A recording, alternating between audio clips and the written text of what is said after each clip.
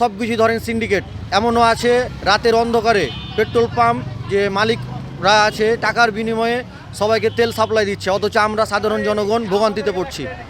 এগুলো প্রশাসনকে দেখা দরকার, এগুলো প্রশাসনের ব্যর্থতা ছাড়া আর কিছু আমি মনে করি না। এখানে 20 মিনিট যাবত দাঁড়িয়ে আছি, আরও কতক্ষণ লাগবে বলতে পারছি না।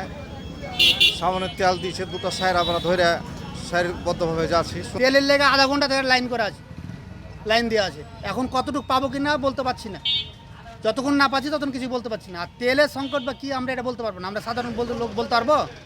কারণ এটা সরকারই বলতে পারবে তেল আছে কি তেল নাই বা কিভাবে দিবে। আমরাকে লাইন ধরতে বলতে লাইন ধরে আছি, এই তো আমাদের কথা।